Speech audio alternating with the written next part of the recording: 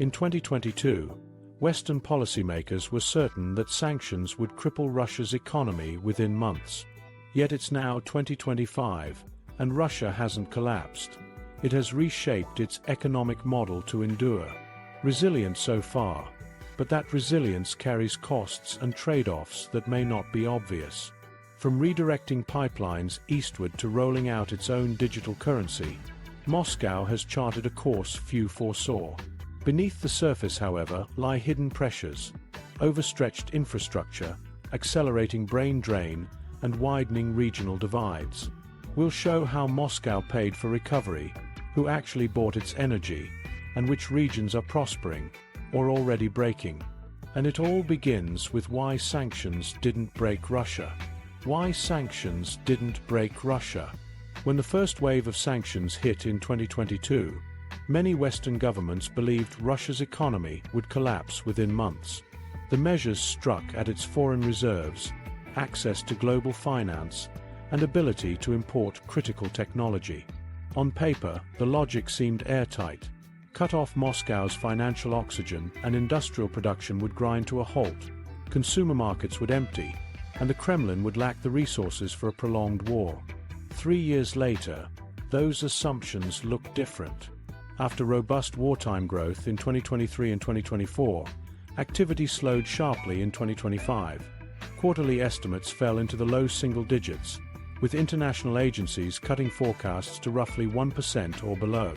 The spectacular collapse that had been so widely predicted never came, but nor did Russia enjoy unbroken expansion. So why did early forecasts miss the mark? Many models failed to capture three difficult-to-measure dynamics: the speed at which energy exports rerouted toward Asia, the groundwork Moscow had already laid to insulate its financial system from Western leverage, and a broad state-led drive to replace imports after 2014. Taken together, these factors softened the blow and extended Russia's room to maneuver. The result? Sanctions inflicted real pain, but they did not produce the immediate economic collapse many expected. One of the clearest examples came in energy markets. After Europe began cutting Russian oil and gas imports, many assumed Moscow's single most important revenue stream would dry up almost overnight. What happened instead was a rapid pivot east. China, India, and several Southeast Asian states bought up discounted crude in massive quantities, offsetting the loss of European demand.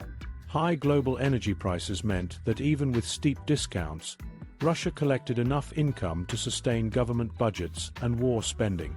At the same time, state planners pushed new contracts and routes into place quickly, ensuring that energy revenues, though shifting in geography, continued to flow. The domestic financial system also proved more adaptable than anticipated.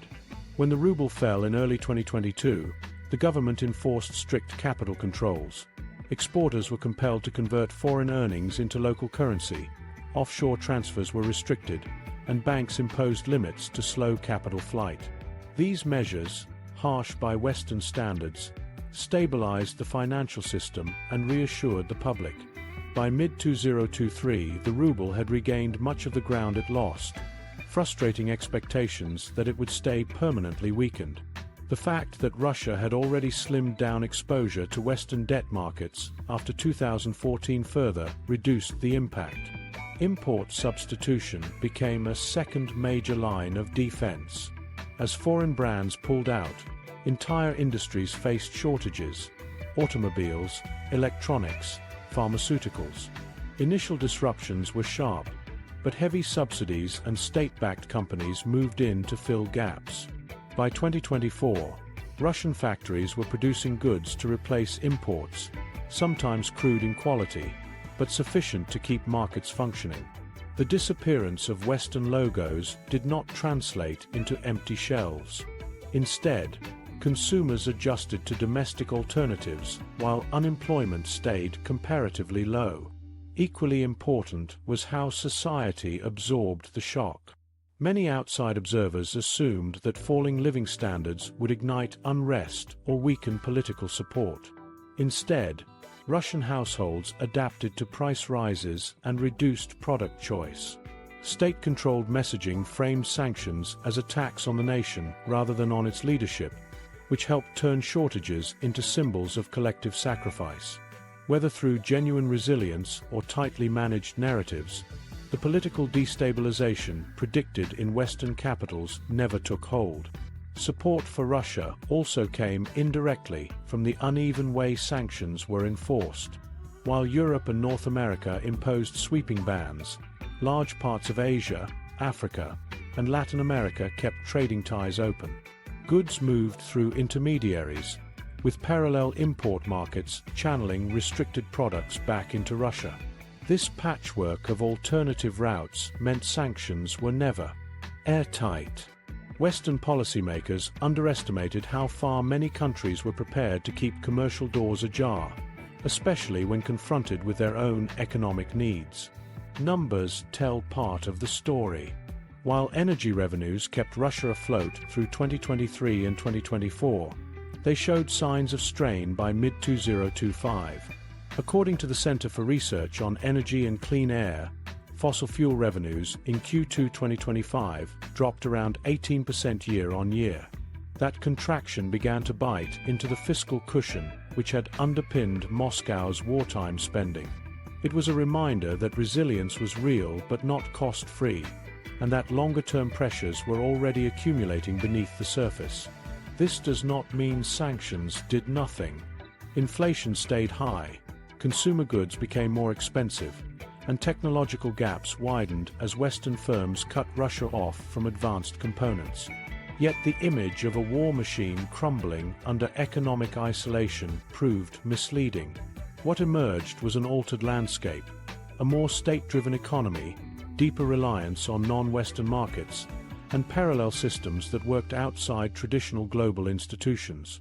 Russia had not repaired its link with the Western economy of the early 2000s. It had created something different. The lesson is clear. Sanctions weakened Russia, but in ways that forced adaptation rather than surrender. Entire sectors are now oriented eastward. Financial transactions increasingly avoid the dollar, and domestic industries have taken over spaces once dominated by foreign competitors. Instead of breaking Moscow's ability to fund its military, restrictions accelerated structural change. The economy that exists in 2025 is not intact. It is transformed. In retrospect, Western strategies relied heavily on assumptions about a fully globalized system, one in which pulling out critical connections would leave a state stranded. What those strategies overlooked was nearly a decade of Russian preparation to dismantle and replace vulnerabilities exposed back in 2014. On top of that, strong global commodity demand and the unwillingness of non-Western partners to join full isolation created a patchwork buffer against the most severe outcomes. Sanctions shaped Russia, but not in the way early advocates intended. They became a catalyst for realignment. Moscow bought time through Asia-bound exports, domestic stopgaps, and aggressive state management. Yet each workaround brought new frictions, from the declining reliability of fossil fuel revenues to the cost of insulating an economy from advanced technology. In the short term, sanctions created resilience. In the longer term, they may have entrenched less efficient systems whose sustainability remains uncertain. And nowhere is this dynamic more visible than in Russia's energy sector. The retreat from European markets pushed Moscow toward new partners, and the pipelines, contracts, and shipping routes that emerged between 2022 and 2025 reveal both the strength and fragility of this reorientation. From Europe to Asia, pipelines rewritten. For decades, Europe sat at the core of Russia's energy strategy.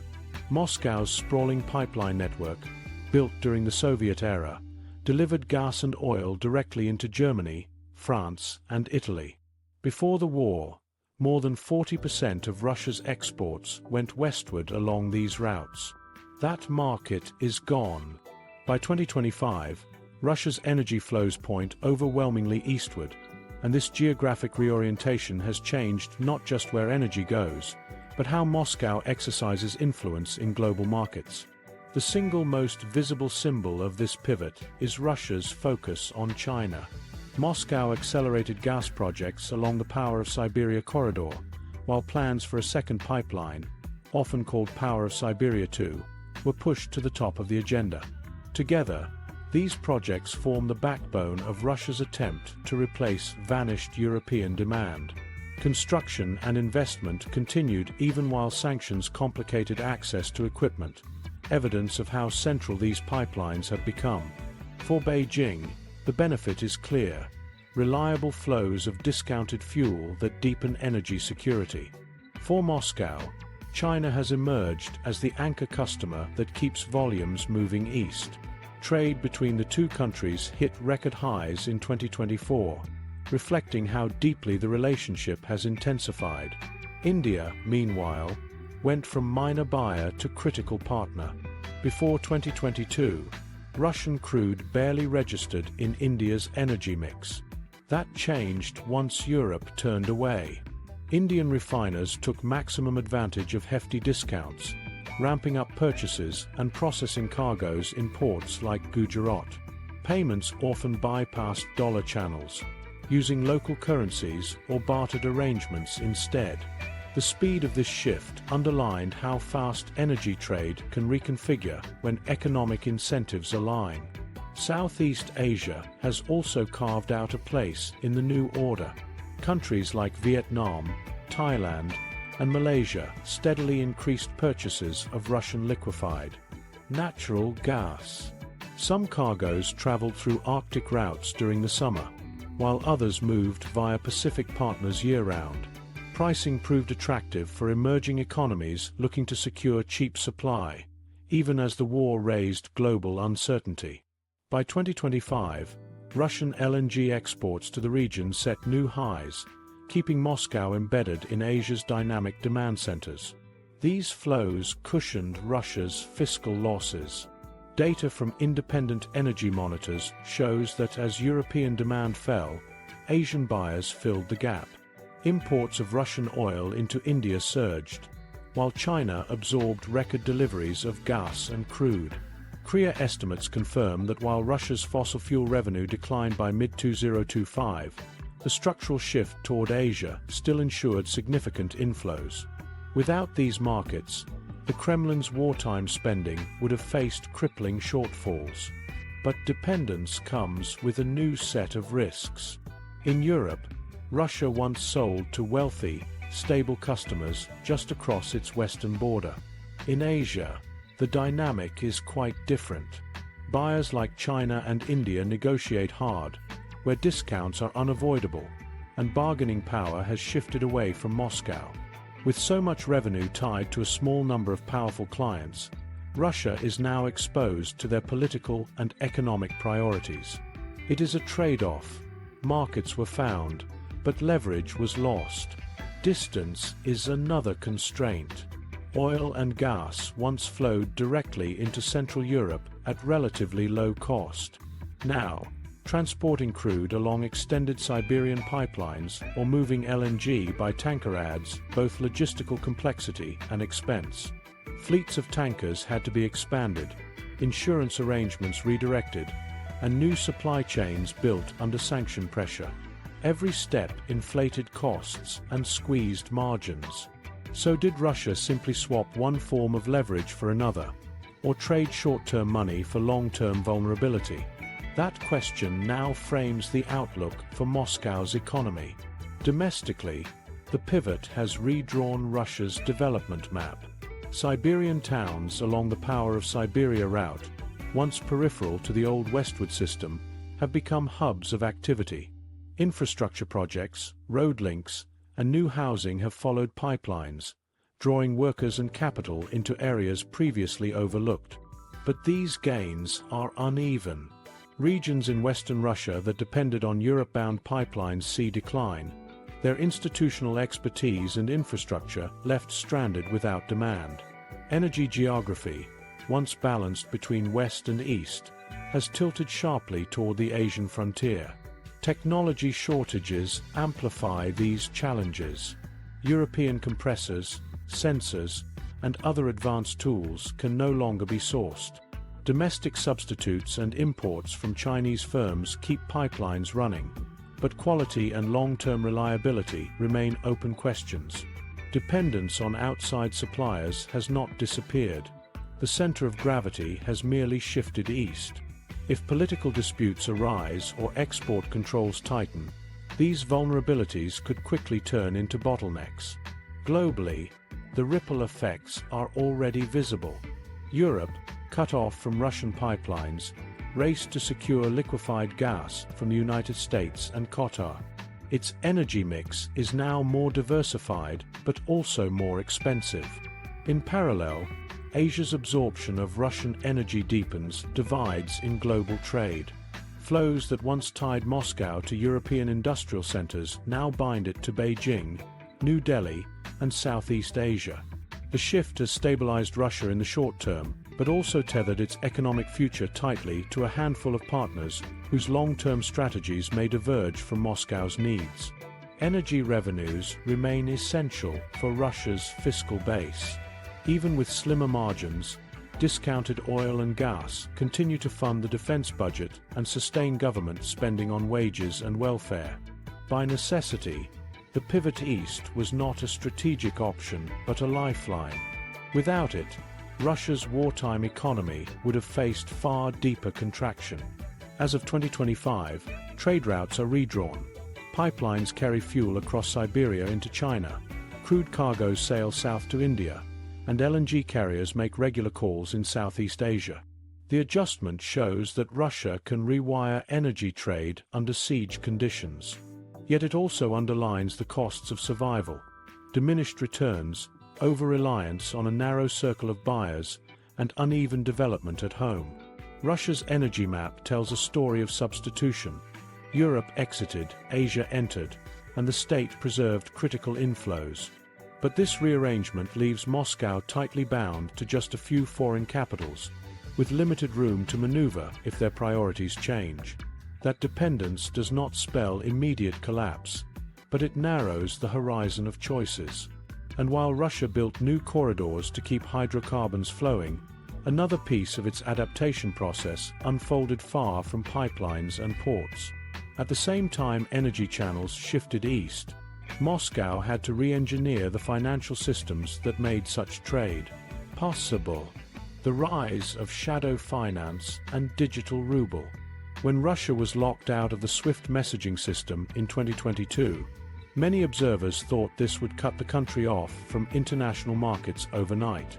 SWIFT is the dominant backbone for cross-border financial communication, and expulsion was framed as a decisive tool to isolate Moscow. Yet instead of financial paralysis, Russia advanced its own system for transfer of financial messages, or SPFS. Initially dismissed as marginal, SPFS expanded quickly to serve as the backbone for domestic settlements. Dozens of Russian banks adopted it for clearing, while Moscow encouraged foreign partners to establish technical connections. The system never matched the scale of SWIFT, but it did give Russia a workable mechanism that proved far more resilient than early predictions suggested.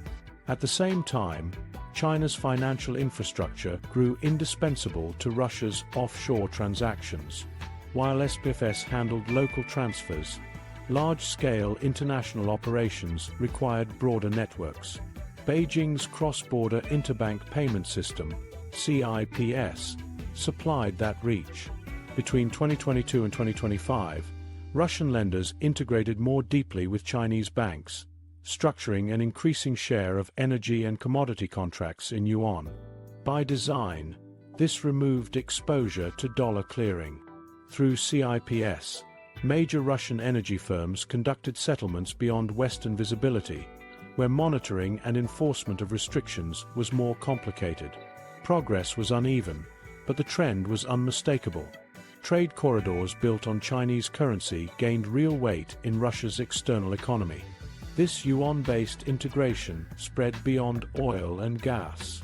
Mining firms, shipping companies, port operators, and infrastructure developers reported transactions recalibrated to settle in yuan rather than dollars.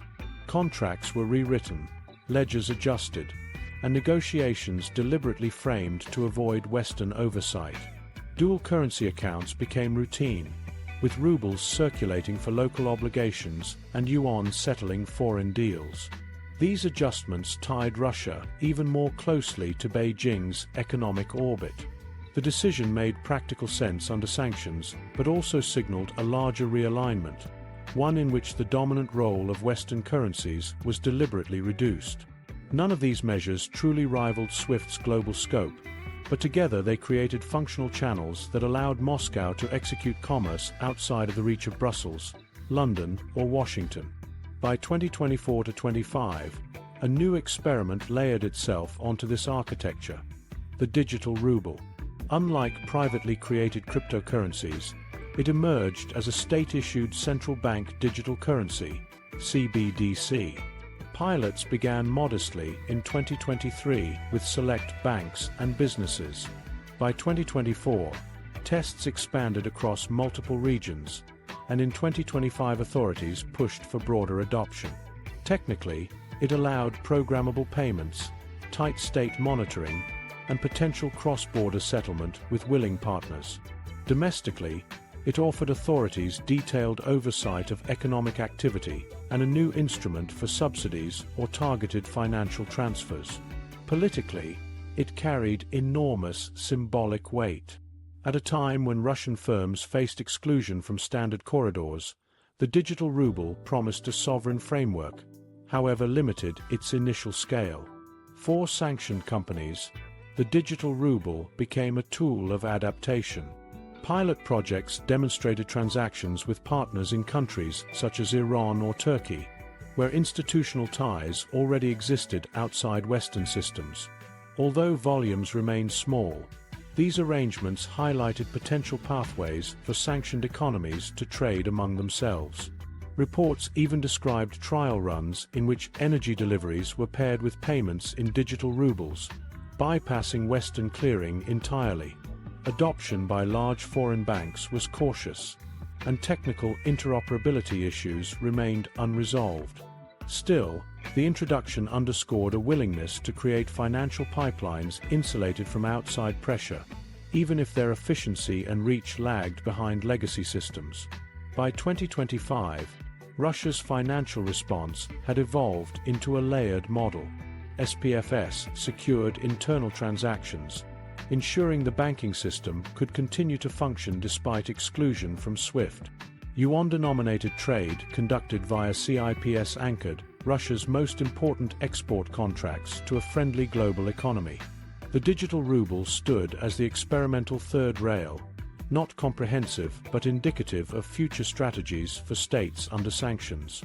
None of these approaches matched established systems in scale or liquidity, but they reduced Moscow's exposure to Western channels and proved that parallel structures could sustain large segments of trade. Importantly, this adjustment filtered well beyond Russia's financial elite. Agribusinesses sold wheat in yuan, manufacturing exporters accepted payments in dirhams or rubles, and shipping firms conducted settlements using hybrid systems that mixed barter terms with digital currencies. Messy though it was, the multi-channel arrangement functioned. Every successful transaction outside dollar corridors added evidence that alternatives could work, even under constraint. For trading partners in Asia or the Middle East, this confirmed that risk could be managed, and that alignment with Russia did not always mean direct conflict with Western rules. Western policymakers had long depended on the centrality of the dollar and euro as enforcement levers. Russia's example suggested something more complicated. Dollar dominance still defined global finance, yet Russia showed that enough separate rails could reduce its vulnerability.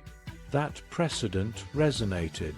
Countries observing from the global south noted Russia's continued ability to sign energy contracts, fund government budgets, and pay its workers even after years of exclusion.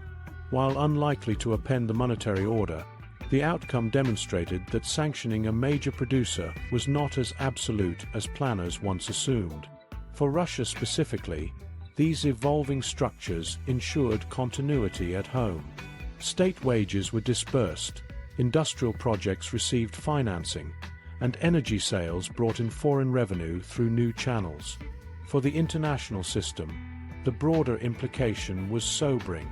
Efforts to remove one economy from established infrastructure had instead accelerated fragmentation, creating test cases of alternative settlements outside Western reach. A parallel ecology had developed, less efficient, often heavily subsidized, but enduring nonetheless. By early 2025, Moscow's financial landscape was best understood as semi-detached rather than isolated. SPFS carrying domestic messages, Yuan-based contracts managed through CIPS, and a state-backed digital ruble emerging as a strategic reserve option. Each component remained fragile in its own way. Dependence on China limited leverage, foreign banks hesitated to adopt Russian CBDC transfers, and domestic systems required constant subsidies.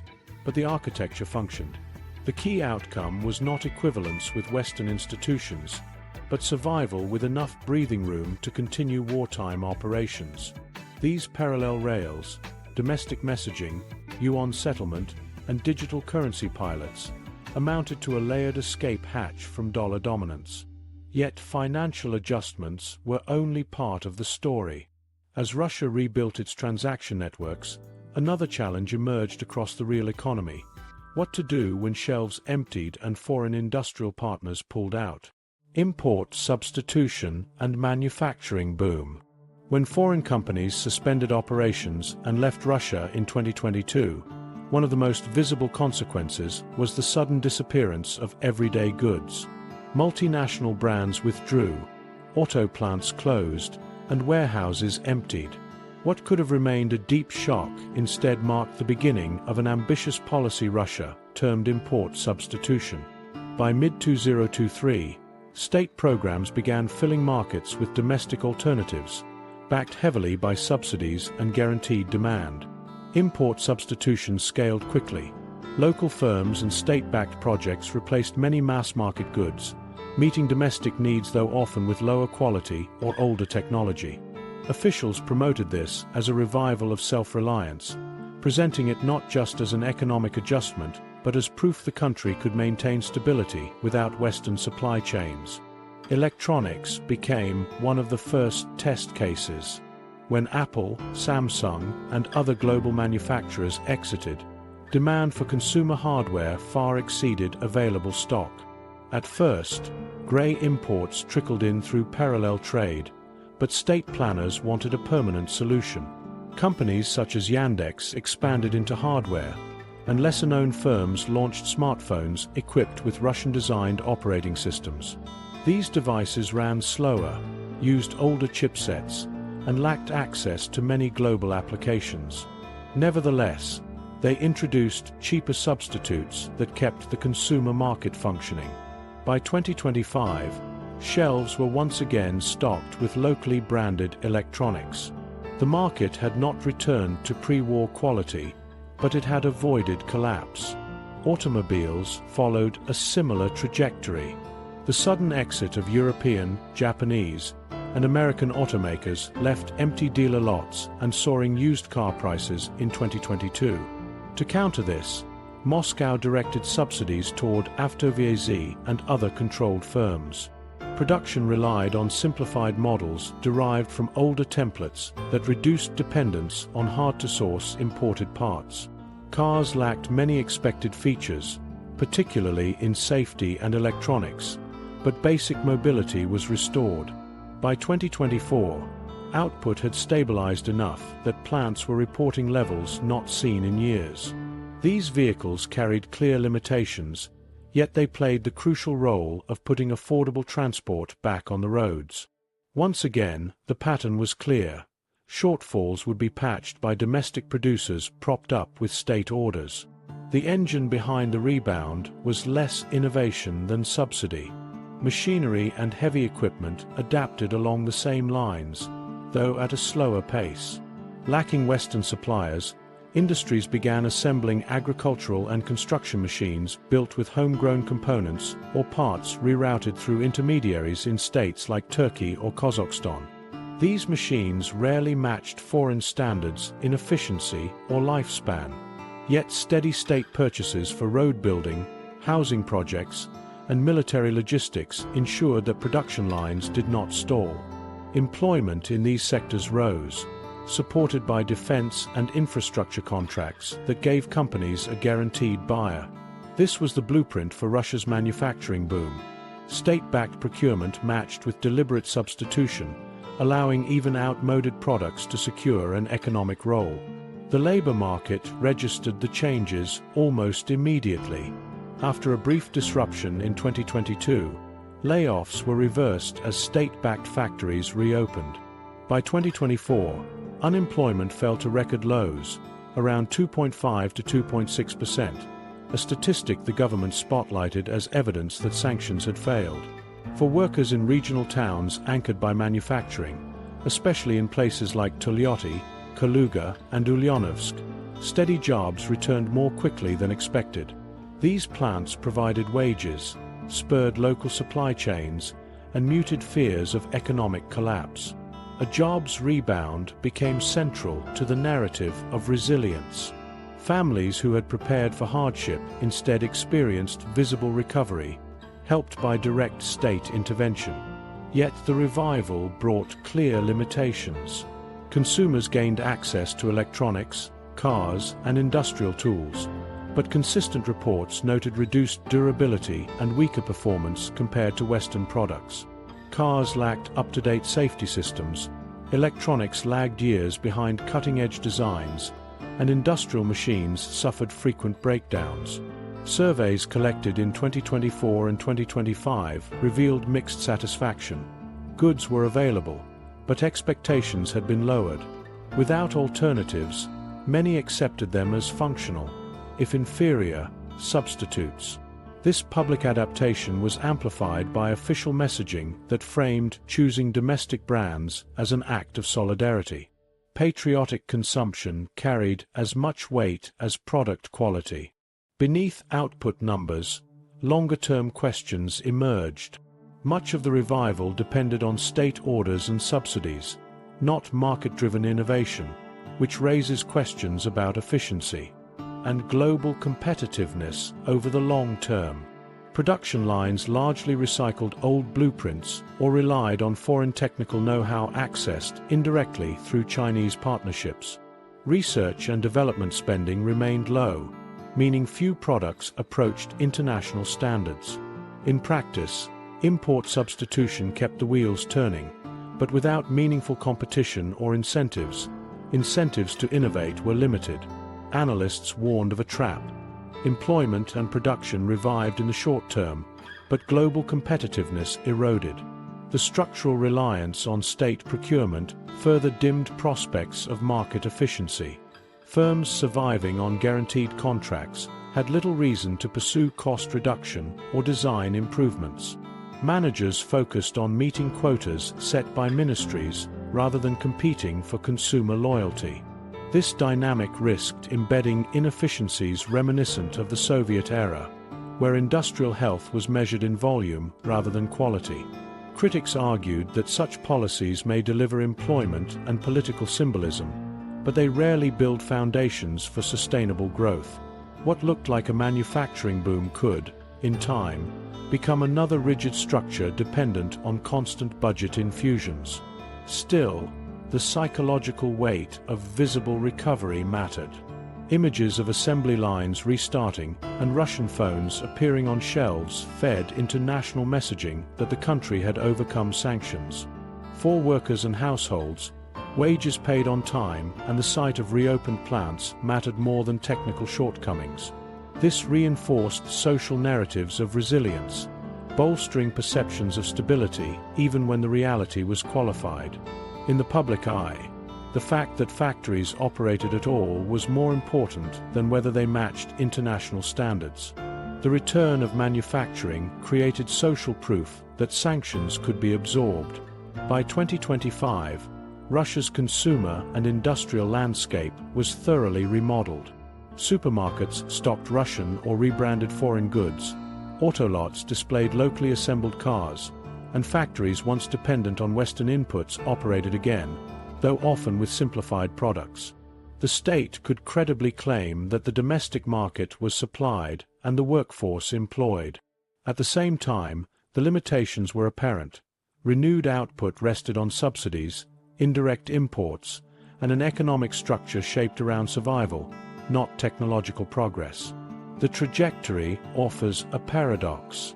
On one side, Russia demonstrated that a sanctioned economy could replace withdrawn corporations with local production, sustain jobs, and keep living standards from collapse. On the other, the quality gap, lack of competition, and dependence on subsidies revealed that the recovery was built for continuity, not for global competitiveness. Adaptation occurred, but innovation did not. Import substitution maintained stability, yet it froze the economy into a pattern of state-driven survival. This model proved effective for absorbing domestic demand, but it also tilted production priorities in a clear direction. As subsidies expanded and contracts multiplied, the government became the central client anchoring much of industrial activity. Once that pattern was entrenched, the next step was inevitable. More and more of this manufacturing capacity was pulled into direct service of the state's most urgent demands rather than purely consumer markets. The shift set the stage for Russia's economic landscape to take on an even sharper edge in the years that followed. The war economy and military-industrial surge. By 2025, Russia's economic structure has taken on the unmistakable shape of a war economy. Defense spending surged to well over 6% of GDP, among the highest levels seen in the post-Soviet era, fueling a sustained expansion of the military-industrial complex. Whole factories that once built civilian goods now run around the clock producing artillery shells, armored vehicles, drones, and missiles. The shift employs hundreds of thousands, keeping unemployment at record lows, but it also ties growth to state defense contracts rather than consumer or market demand. What looks like industrial strength from the outside is in fact powered by wartime orders that cannot easily be replaced. The footprint of this mobilization spans nearly every region. In Western Russia, reactivated Soviet-era plants now assemble tanks and armored carriers. In the Urals, small manufacturers produce drone parts using smuggled electronics from third countries. Along the Volga, munitions factories run non-stop shifts to keep stockpiles full. Workers describe schedules without breaks, with quotas enforced aggressively. The government ensures orders are paid instantly and offers subsidies to supply chains that struggled under sanctions. This arrangement shields entire regions from recession, replacing the losses of Western business with guaranteed military income. Production lines look healthy, wages are steady, and local economies pulse with activity, but the foundation rests on the permanence of conflict. For many households, this transformation has meant stability. Cities that had faced layoffs and closures after foreign companies withdrew now benefit from an influx of defense investment. Plants keep hiring, housing markets revive, and service businesses thrive around the renewed demand. State media celebrates this resilience with images of factory workers in overalls building equipment for the front. To the public, defense jobs signal national strength and proof that sanctions have been defeated. For those employed, the steady paychecks matter more than the strategic trade-offs. Yet beneath this surface prosperity, the costs accumulate. Every factory repurposed for military supply is one less serving civilian needs. Steel that could feed the housing sector instead goes into tanks. Engineers trained for advanced manufacturing are locked into weapons design, leaving fewer resources for electronics or medical technology. Materials diverted to defense create scarcity that pushes costs higher for civilian producers, which in turn limits the availability of goods in everyday markets.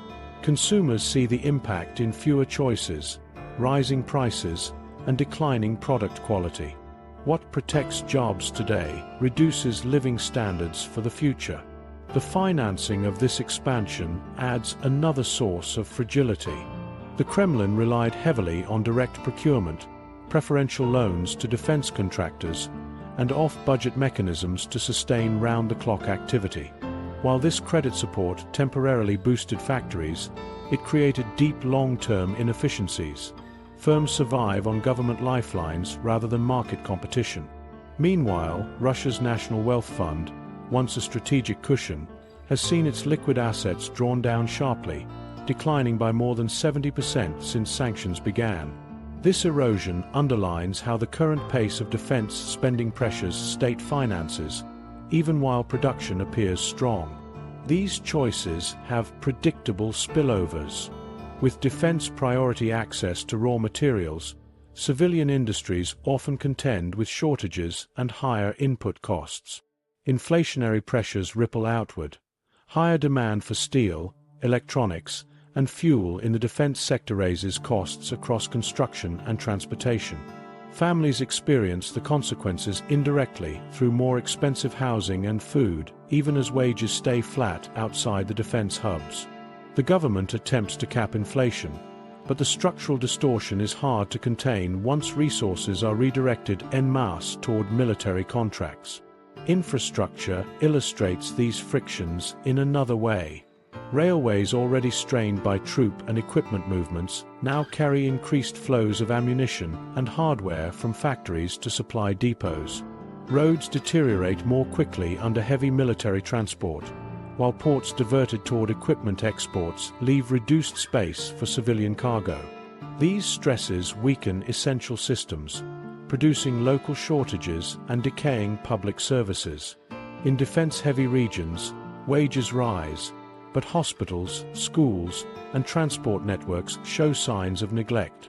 Areas outside the militarized core lose both funding and workers, as people migrate toward stable defense jobs. The uneven distribution reinforces inequality across Russia's regions.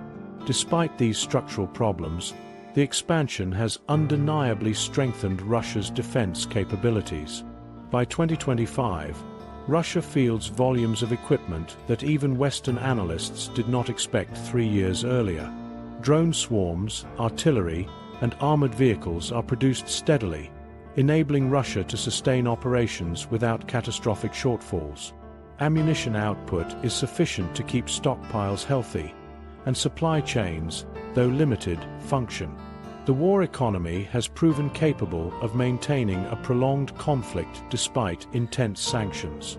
But sustainability remains questionable. Defense at over 6% of GDP strains fiscal resources. To maintain the burden, Moscow relies on high energy revenues, heavier borrowing, and direct extraction from state funds. Each approach narrows room for investment in housing, healthcare, and infrastructure. National priorities shift toward meeting immediate battlefield supply, rather than long-term modernization. Schools and hospitals compete with defense contracts for shrinking resources, and usually lose. Over time, this limits human development and undermines living standards. Technological isolation compounds the problem. Moscow's system of closed defense production secures immediate war needs, but deepens its distance from international innovation. Engineers spend years refining drones and missiles instead of developing civilian technologies like renewable energy or advanced medical devices. Unlike economies integrating into global supply chains, Russia's cutting-edge capacity is constrained to military goals. This creates a looming challenge. Once wartime demand ebbs, the skills and industries developed under the military sector may not easily convert to peacetime growth. The adaptation today could set up stagnation in the years ahead. The paradox sits at the center of Russia's wartime economy. Industrial activity is strong, and millions of families draw wages from defense-linked employment. Yet the health of the wider economy is compromised by dependence on state orders, distortion of civilian markets, eroded savings, and longer-term technological gaps. Russia projects power in 2025, but its economic engine runs on fragile foundations. Remove or reduce the fuel of war, and the machine risks stalling swiftly. This model of prioritizing defense reshaped manufacturing, employment, and regional economies with impressive speed. But the heavy costs, fiscal, social, and structural, are inseparable from the apparent strength. And while arms production now dominates, another sector tells a very different story, one which turns sanctions into an opening rather than a constraint. Agriculture's surprise transformation. When most sectors struggled under the weight of sanctions, Russian agriculture began charting an unexpected trajectory. Farmers once thought highly vulnerable to disruptions in global supply chains adapted with remarkable speed, and by 2025 agriculture had turned into one of the strongest pillars of the Russian economy. By 2024-25 Russia grew into the world's top wheat exporter, with substantial sales to Africa and the Middle East, a shift widely noted across international trade data. What many assumed would be a sector weakened beyond repair instead developed into a platform of economic strength and geopolitical influence. Several forces converged to drive this transformation. Fertilizer production gave Russia a key advantage. It was already one of the world's largest suppliers of nitrogen-based products long before sanctions. When global fertilizer costs spiked, Moscow ensured its own farmers had reliable access while redirecting exports toward Africa and Asia, where demand was acute. At the same time, seed development programs were accelerated once European varieties were cut off. Domestic laboratories, supported by cooperation with Chinese and Indian partners, produced locally adapted strains of wheat and barley that were widely planted by 2024. Parallel to these changes, the Kremlin encouraged major agribusiness consolidation, pulling idle farmland into production and modernizing storage and harvesting facilities with state-backed credit lines. The combination, fertilizer self-sufficiency, adapted seed varieties, and intensified land use, set the stage for export surges. The outcome was visible in bumper harvests across key regions. The Black Earth Zone posted record yields, while Siberian territories, once considered marginal for cultivation, brought far more land under the plow. Vast tracts in the south, from Krasnodar to Rostov, were reorganized into highly mechanized farms with the capacity to compete at global scale. Logistics adjusted as well.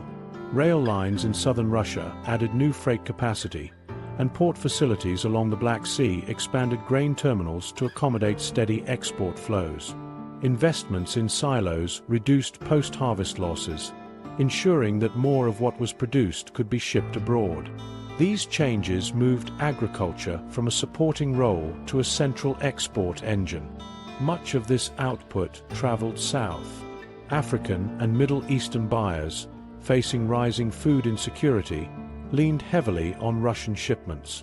Egypt stood out as one of the most dependent, while smaller grain importing states across North Africa and the Sahel secured contracts that guaranteed deliveries. Some deals used rubles, yuan, or local currencies instead of dollars, fitting neatly into Moscow's broader strategy of creating trade channels immune to Western oversight. These arrangements not only shored up Russia's foreign exchange earnings, but also generated diplomatic goodwill. Grain provided a form of soft power that sanctions could not easily disrupt. This prominence reshaped how Moscow was perceived abroad. Where Russia had once been seen almost exclusively as an energy exporter, by 2025 it was equally recognized as a foundational supplier of affordable food. Cargoes departing from Novorossiysk carried weight not only as trade goods, but as symbols of a new kind of leverage. For governments across Africa, the stability of bread prices became linked with Russian exports. The scope of reliance began to echo dynamics of the past, where pipelines once bound European industry to Russian natural gas. Now grain deliveries and fertilizer shipments created similar dependencies in the global south. Still, agriculture did not fully replace energy's role. Gas and oil exports remained larger in revenue terms, but food offered Russia a fresh lever of influence that extended into new regions. Domestically, however, the emphasis on exports created clear trade-offs. As international buyers bid up prices, bread costs at home rose noticeably, particularly in 2024. The government imposed export quotas and adjusted tariff regimes to ensure enough grain stayed within the country, but tensions remained visible. For ordinary Russians, food inflation contrasted sharply with state claims of abundance. The Kremlin's balancing act highlighted both the profitability of export dominance and its political risks if domestic shelves did not stay stocked. State narratives celebrated farming success as a national achievement.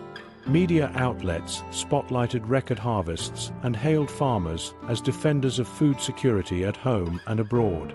Rural regions, long overshadowed by manufacturing hubs or energy centers, were recast as vital contributors to national survival and international standing. In towns where grain elevators and processing plants became major local employers, agriculture's rise was experienced not just on paper, but in livelihoods. Families that had long seen farming as marginal suddenly found their work framed as strategic. Still, the sector's vulnerabilities were evident. Heavy dependence on a few external markets meant sudden political friction or shipping interruptions could quickly disrupt revenues. The long distances involved in transporting grain to African or Middle Eastern buyers via the Black Sea exposed shipments to insurance risks and logistical bottlenecks. Fertilizer access, though strong domestically, remained tied at least partly to imported machinery and technologies still affected by sanctions. Climate variability added another layer of uncertainty, with droughts or pests capable of erasing gains in any given season. These fragilities underscored that agricultural dominance did not guarantee permanence. For Russia, though, agriculture delivered a crucial lesson. Sanctions designed to isolate it instead accelerated a sectoral shift that opened new markets and diversified sources of influence. While energy continued to fund the bulk of government revenue, grain exports gave Moscow leverage in regions less tied to hydrocarbons. Food became both a currency earner and a diplomatic tool, wielded carefully but deliberately. Export contracts reinforced ties with vulnerable partners, ensuring voices supportive of Russia in international forums. At the same time, careful management of domestic prices remained critical to maintaining political stability inside the country. By 2025, Russia's fields had become more than sources of food. They were instruments of state power. What started as a scramble for substitutes after sanctions evolved into a structured agroeconomy with global reach. The scale did not erase challenges, but it demonstrated a new axis of resilience. Agriculture showed that self-sufficiency, when paired with external demand, could build networks alternative to those that sanctions targeted. Instead of isolation, the system revealed pathways into new alignments shaping international trade. The emergence of agriculture as both an export strength and political instrument illustrates how broad Russia's adaptations became under sanctions. Grain and fertilizer joined oil and gas in sustaining state revenues and building international influence. Yet while food security tied partners closer to Moscow, it was not the only avenue Russia turned to in its search for alternative connections. Beyond the ports and shipping lanes, another layer of adaptation unfolded in the financial sphere, where new technologies offered ways to move money even as the traditional banking system closed its doors. Cryptocurrency and sanctions evasion. When official tools like SPFS and the digital ruble became Moscow's visible response to banking restrictions, another pathway expanded more discreetly. Cryptocurrency and blockchain-based transactions used to bypass sanctions. These channels were never designed to serve as Russia's financial core. Instead, they offered a shadow mechanism, limited in volume but valuable when other routes were blocked.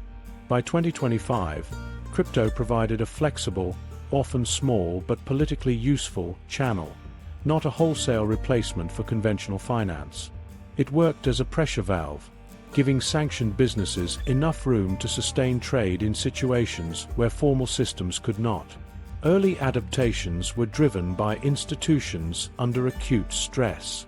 Russian banks and state-linked firms experimented with blockchain-based clearing systems that allowed peer-to-peer settlements outside mainstream financial messaging.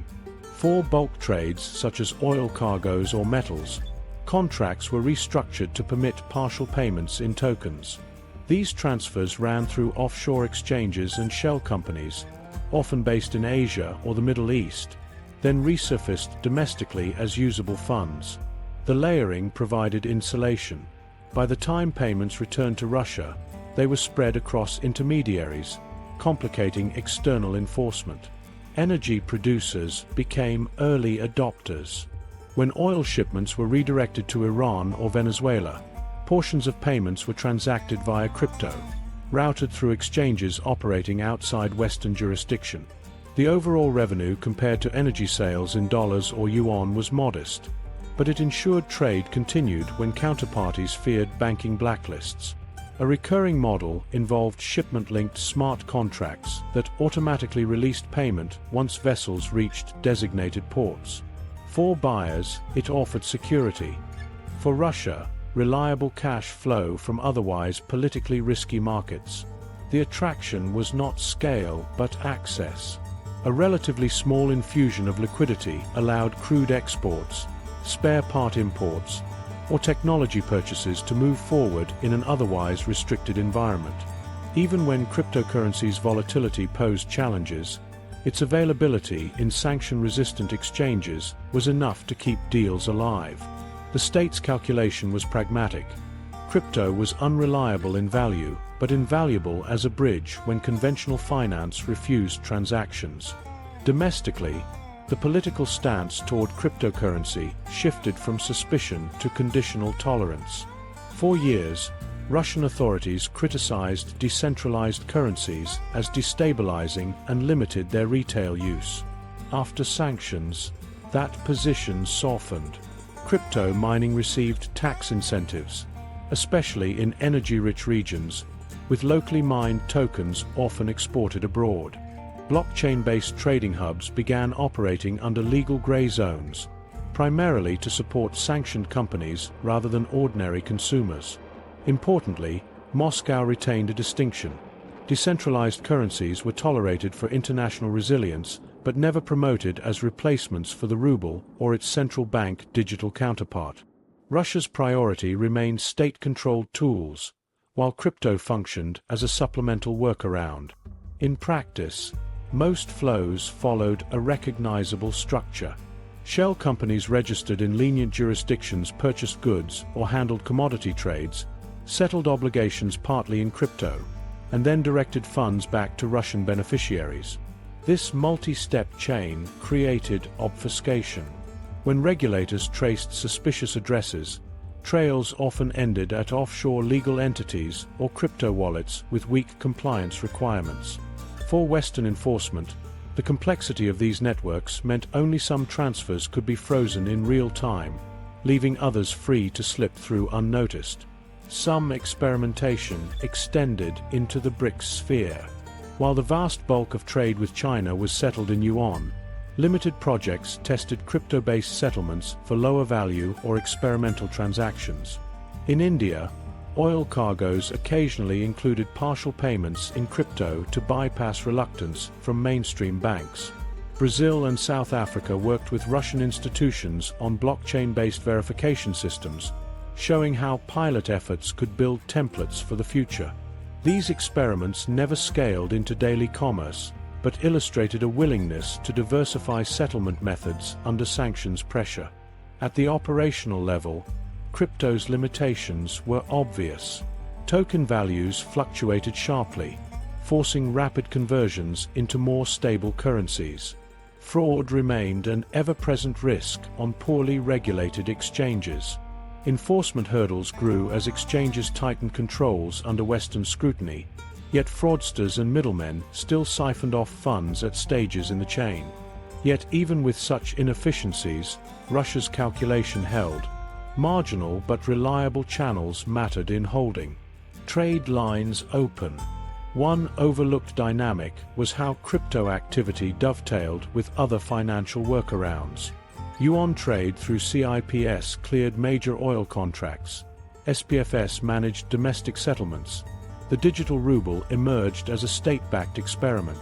Crypto filled gaps where none of those routes worked. particularly in hard-to-source components or trade with sanctioned secondary actors. An industrial supplier might buy machine parts through a Turkish intermediary using crypto, while settling larger bulk orders in Yuan. Each system played a role, with cryptocurrencies occupying the discrete, flexible space between larger mechanisms. Criticism inside Russia often pointed to the dangers of over-reliance on shadow channels. Volatility exposed firms to sudden losses. Dependence on offshore intermediaries carried political risks and raised questions about hidden enrichment for middlemen. And the opacity of transactions encouraged corruption and siphoning of funds. Still, government oversight judged that tolerating risk was preferable to suffering supply breakdowns. Crypto did not promise efficiency. It promised continuity, and that continuity was politically indispensable. By 2025, cryptocurrency had established itself not as Russia's future of finance, but as a corner of its sanctions survival toolkit. Alongside yuan transfers, barter trades, and state-backed instruments, it provided enough elasticity for transactions that otherwise could not happen. Payment chains rooted in blockchain supported discrete energy deals, imported components, and cross-border settlements with sanctioned partners. Even if the numbers were small compared to oil earnings or yuan settlements, their political utility proved significant. They showed that Western restrictions could be evaded creatively, at least in part. The wider lesson is neither that Russia reinvented itself as a crypto economy, nor that digital currencies displaced global finance. Rather, Russia demonstrated that even limited pathways can alter outcomes when survival is the priority. Crypto offered small-scale but politically potent proofs of maneuverability. In a sanctioned environment where every functioning channel mattered, blockchain tools became one of several overlapping systems that together preserved trade. This example fits into a recurring theme visible across Russia's wartime adjustments: resilience constructed through alternative structures, each addressing a different vulnerability. The presence of crypto in these networks mattered less for its scale and more for its contribution to keeping options open. It helped Moscow maintain connections, however narrow, in a system designed to isolate it. And while these hidden circuits shored up the national economy from above, their effects played out unevenly across the country, shaping which regions saw stability and which confronted mounting strain. Regional winners and losers. The story of Russia's economic adaptation looks very different when viewed from the ground. National figures present stability and growth, but inside the country the balance of prosperity has tilted unequally. By 2025, it is clear that Russia's reorganization has created sharp regional winners and losers, reinforcing long-standing disparities. Among the principal winners are the energy-rich regions of Siberia. Their oil and gas sectors became the foundation of Russia's eastward pivot once Europe reduced consumption. Towns situated along the Power of Siberia pipeline corridor gained steady employment and saw new public spending. Local governments drew on revenue from energy taxes to extend housing projects, renovate schools, and fund transport links. Investment that once concentrated in Moscow began to carve out pockets of prosperity in what used to be treated as peripheral areas. Where Siberia's place in the national hierarchy was once marginal, its pipelines and export hubs now play a central role in anchoring Russia's economy eastward. The agricultural south has followed a similar trajectory. Regions such as Krasnodar, Stavropol, and Rostov shifted from marginal farmland into export powerhouses, with grain flowing to Africa and the Middle East. State-backed credit programs supported the modernization of farms, while subsidized fertilizer and equipment expanded harvest capacity. Export contracts brought earnings back to local administrations, which generated jobs in port facilities, rail logistics, and storage infrastructure. Villages once on the edge of decline now host active farming communities tied directly to international trade. Sons and daughters in these areas no longer need to leave for Moscow, because agriculture itself has become a profitable foundation for local livelihoods. These cases stand in stark contrast to the regions left on the sidelines. Industrial cities in European Russia have carried heavier burdens. Kaluga and parts of St. Petersburg once depended on foreign-owned automotive factories. After sanctions forced those firms out, the replacements never fully filled the gap. Production resumed with local models, but cars often lacked imported components and failed to meet earlier standards. Wages stagnated, inflation ate away at household budgets, and output lagged far behind pre-2022 levels. Workers retained posts, yet their purchasing power slipped steadily. Without integration into energy networks or agricultural clusters, many of these industrial centers struggled to keep living costs under control. Moscow and St. Petersburg offer a more complex picture. Both cities remain magnets for investment, housing, and service sector growth. Shopping centers display parallel imports from Asia. Restaurants stay busy, and office buildings are occupied by state firms. But much of this activity rests on redistribution rather than independent engines. Moscow accounts for a disproportionate share of GDP, over 20%, amplifying center-periphery disparities. Wealth continues to flow to the capital from energy corridors and export zones, while infrastructural neglect persists in provincial towns. The striking glass of the capital's business district conceals a system where prosperity is reinforced at the core and diluted in the periphery. One visible gap lies in prices. Energy-producing regions shielded by subsidies report relatively stable consumer costs, while families in industrial areas without such sources face steeper inflation. Groceries and consumer goods strain household budgets in central and northern towns. In Ivanova, for example, households devote more of their monthly income to food and utilities compared to residents of Moscow. The contrast between televised coverage of record harvests and the reality of empty savings accounts has deepened local frustrations. Infrastructure contributes to the divide. Rail upgrades and new road projects were concentrated in Siberia and the southern grain belt to facilitate exports. By contrast, central provinces find themselves living with older road surfaces, underfunded provincial rail lines, and weak freight capacity. These differences have practical effects. The south enjoys surpluses of grain and food products, while northern towns pay higher prices due to transport bottlenecks. Physical distance from the newly developed hubs means less reliable access to goods and more dependence on subsidies that never fully match demand. Education and healthcare equally reflect uneven capacity. Tyumen and other resource-rich regions invest in modern schools and hospitals from oil-derived revenue, while provinces reliant on older manufacturing bases delay building repairs and lose staff to migration.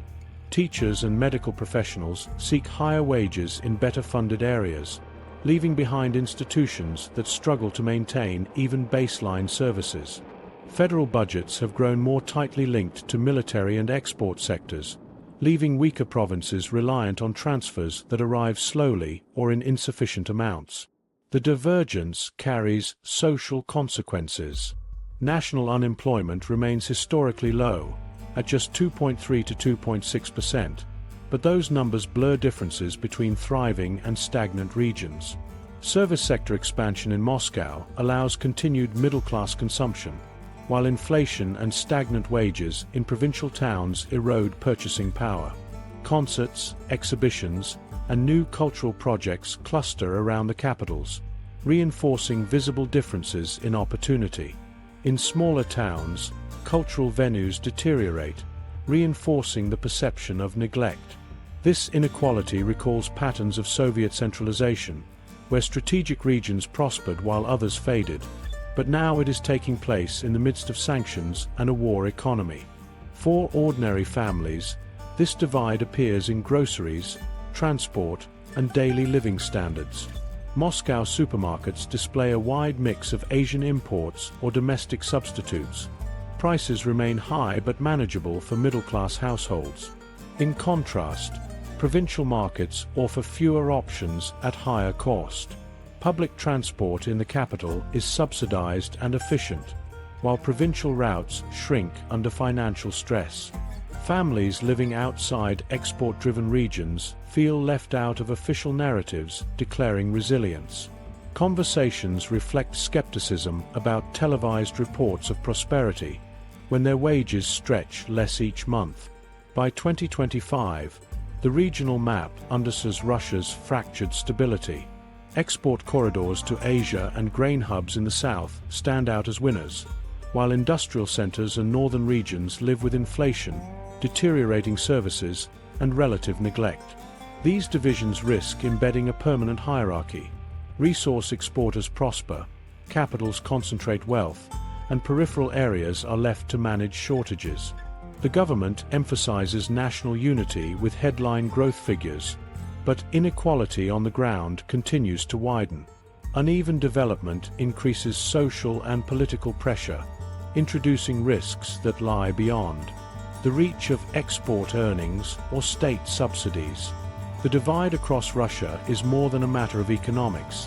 It defines opportunities, living standards, and expectations for the future. Stability in Moscow and prosperity in southern or Siberian corridors do not erase the frustration building in areas with fewer prospects.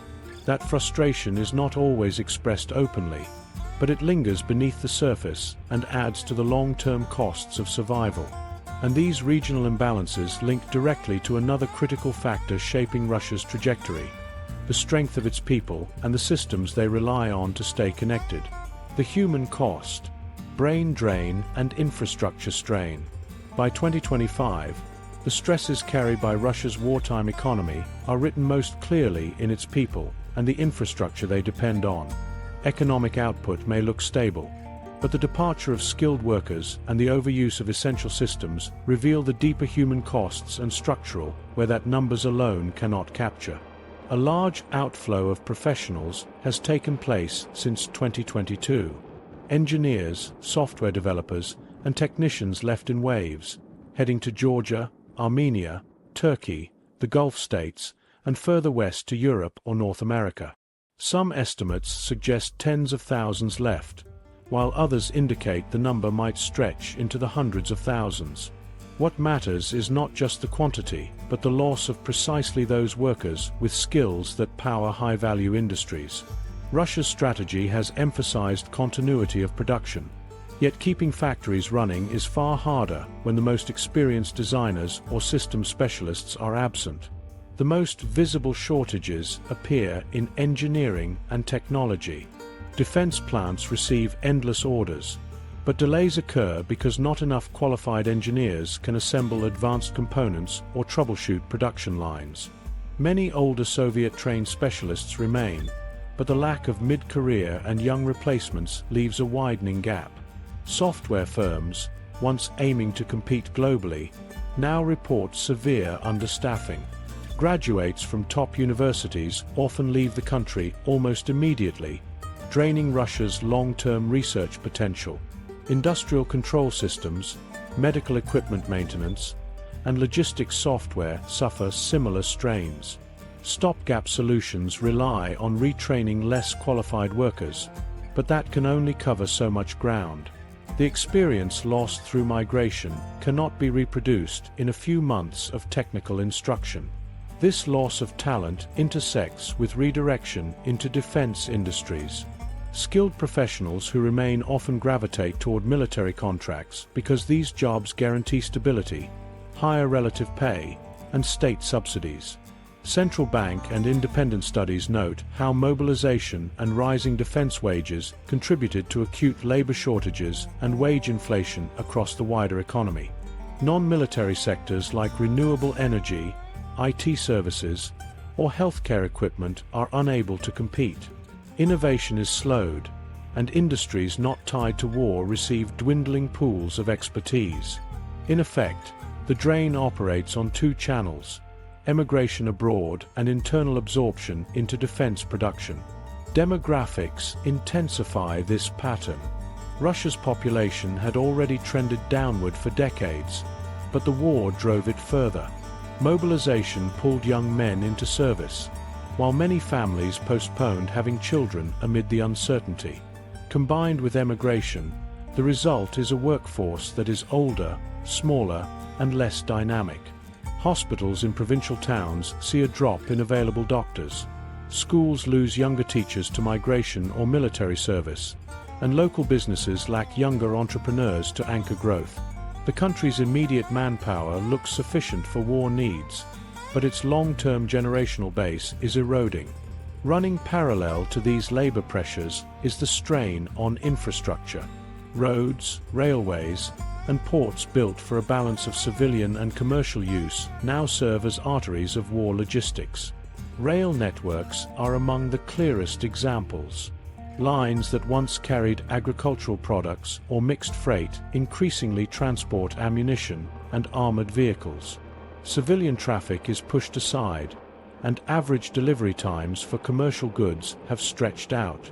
Analysts documented rail and transport bottlenecks as military logistics displaced civilian freight, creating persistent delays.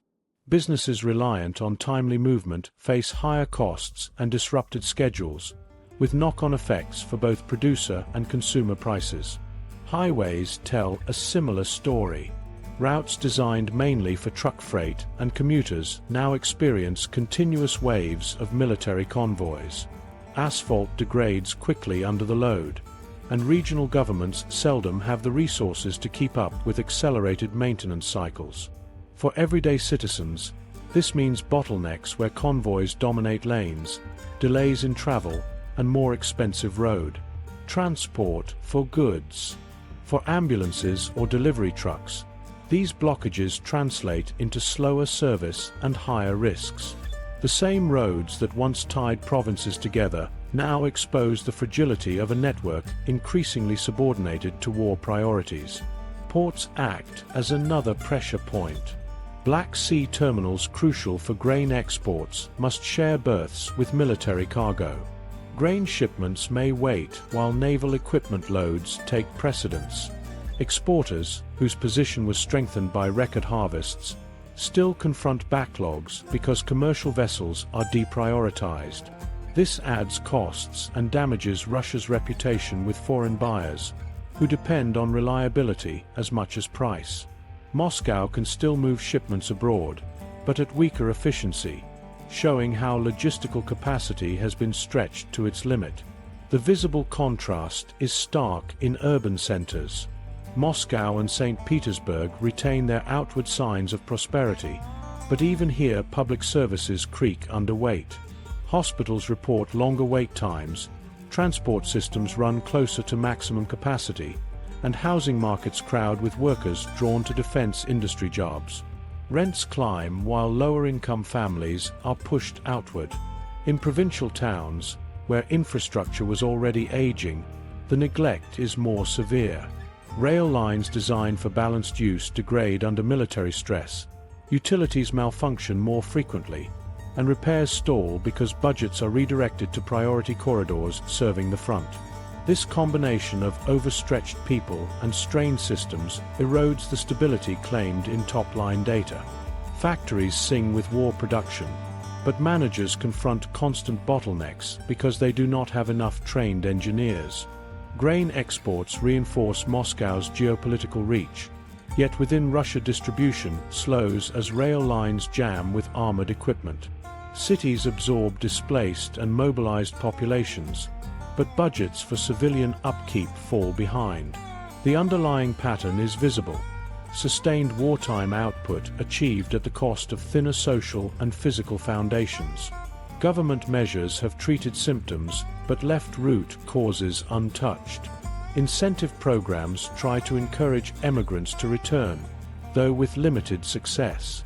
Universities push students through technical programs more quickly, but they cannot replace years of experience lost to migration.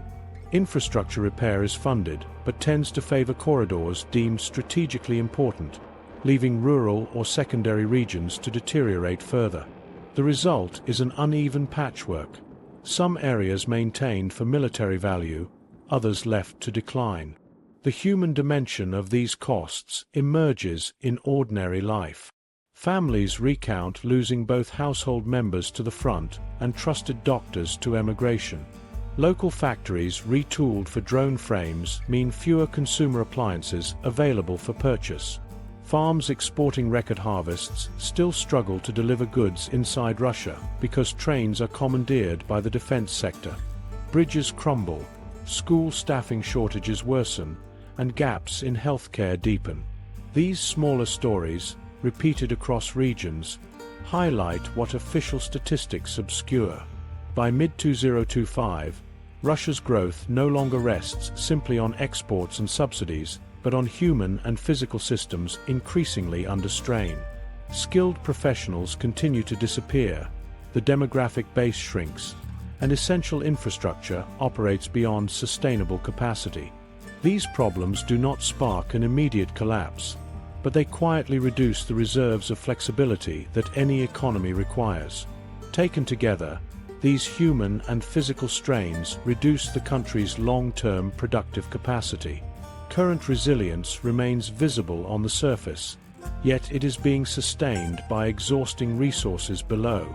The challenge is not survival in 2025, but whether such a foundation can support stability in later years. Sustainability or mirage? Russia's ability to sidestep the collapse predicted in 2022 is hard to dispute. Output has held positive. Unemployment has remained among the lowest in the world, and industries once expected to wither have been revived in some form. But the deeper question is whether this model offers real durability. Economists and international agencies warn that without reforms, Russia's economy risks reaching its limits. Inflation remains high, innovation is weak, demographics are unfavorable, and the liquid share of sovereign reserves has been steadily eroded. Resilience is visible, but so are the warning signs. Inside Russia, households feel the gap between headline statistics and lived experience. Consumer electronics are available again, yet many break down quickly or lack the features families once took for granted. Domestic car production runs at scale, but vehicles often require more maintenance and rarely meet modern safety standards. Grocery aisles are full, but transport bottlenecks drive up costs, meaning staple items take a larger share of household income. Surveys from local universities show rising frustration with product quality, durability, and high bills. Government messaging emphasizes stability, but many citizens judge the economy through their shrinking purchasing power rather than through export records or GDP forecasts. Inflation illustrates the fragility most clearly.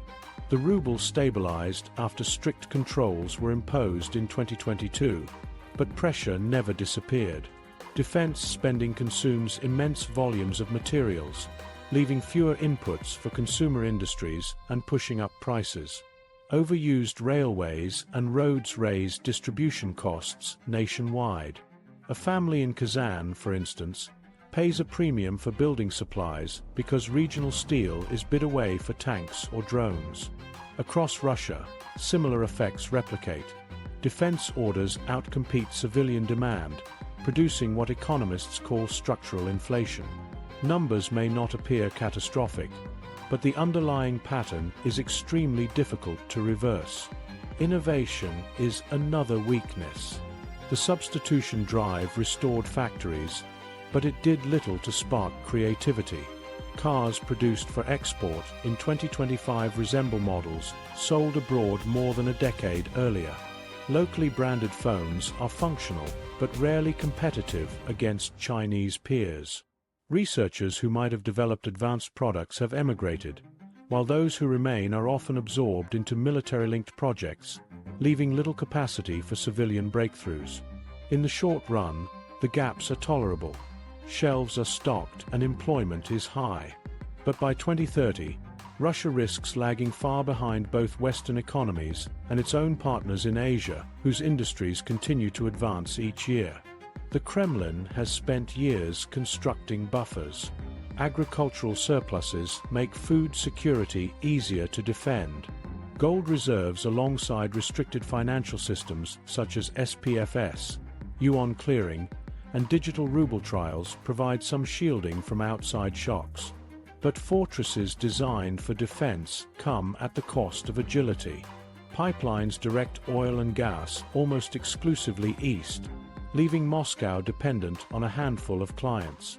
If China or India demand steeper discounts, Russia cannot easily pivot, because infrastructure is locked in. What looks like stability from one angle reveals lost flexibility from another. Rigidity extends into domestic manufacturing. Once state contracts are guaranteed, companies feel no urgency to modernize.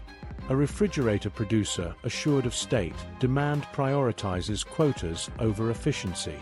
A car factory producing stripped-down models has no incentive to innovate if the government buys half its output regardless. Over time, the economy risks freezing into structures designed to survive, but not to grow dynamically. Without market competition, good enough becomes the standard. A standard hardening just as global competitors innovate faster. These hidden costs come into sharper focus through consumer frustration. Factories may report full production, yet households increasingly compare the quality of current goods with their memories from a decade earlier. Cars are functional but outdated. Phones are affordable yet slow. Food is abundant but expensive. State television calls this resilience. But for ordinary families, survival feels less impressive each time their living standards slip. The contradiction is not collapse versus prosperity, but endurance overshadowed by gradual decline. This is where leading agencies offer caution. The IMF projects Russia's growth slowing to under 1% in 2025 and warns of mounting fiscal and demographic pressures. Research from the Peterson Institute notes that defense spending habits and a falling share of liquid reserves constrain Moscow's flexibility, even as current numbers look solid. Reporting from outlets inside and outside Russia, including the Moscow Times, has chronicled both resilience and strain. Success in withstanding sanctions, but mounting challenges rooted in demographics, infrastructure, and stalled reform. The consensus is not about imminent collapse, but that survival on current terms cannot be sustained indefinitely. A compact way to capture these vulnerabilities is this. Short-term survival is paid for by high defense spending, depleted sovereign liquidity, reoriented but narrower export markets, and a shrinking skilled workforce. Each element alone creates pressure. Together, they form a heavy structural burden that Russia cannot ignore. The model secures stability today, but leaves questions about whether it can generate prosperity tomorrow. Leadership in Moscow understandably highlights what has worked. The collapse predicted in the early months of the war never materialized. Factories hum again, harvests break records, pipelines generate revenue, and defense orders keep unemployment at record lows. Yet the system depends on subsidies, sacrifices innovation, and leans heavily on a small set of foreign markets. The balance between survival and sustainability is therefore precarious. Without major reforms in innovation, demographics, and civilian infrastructure, the state risks exhausting its foundations even while top-line numbers remain intact. Western governments miscalculated in 2022 when they assumed Russia would fold quickly. The state had prepared, global demand for energy and food offered a cushion, and adaptation moved faster than expected. But Russia risks its own miscalculation if it assumes that what has worked in 2025 can be smoothly extended across the next decade. A high defense, high subsidy economy succeeds at patching crises, but struggles to create new engines of growth. Unless adaptation shifts from emergency survival to genuine modernization, the same resilience hailed today may harden into stagnation. For audiences seeking the essence of Russia's track, the paradox is simple. The economy resisted collapse, but it did not conquer fragility. What looks strong from the outside hides mounting costs inside. Inflation limits households, innovation stalls, demographics deteriorate, and fiscal reserves slowly thin. Russia has built barriers strong enough to keep the economy standing, Yet the foundations that sustain long-term progress remain unsettled. If you found this analysis useful, leave your take in the comments. Do these adaptations buy Russia time, or do they set up larger risks in the future? What comes next is not the question of numbers, but the system itself. How Russia's economy has shifted into a model defined by the priorities of war and the weight of central control. Russia's economy avoided the collapse predicted in 2022 by shifting into a state-directed model oriented around war needs. Energy exports were redirected to Asia, agriculture became a tool of influence, and shadow financial channels kept trade alive. These moves delivered resilience, but the trade-offs are clear.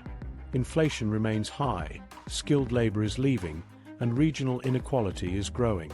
The West misread Russia's short-term capacity to adapt. The larger question now is whether Moscow can transform wartime improvisation into sustainable strength without deep structural reform. Which vulnerability do you think matters most? Energy dependence, demographics, or the war economy?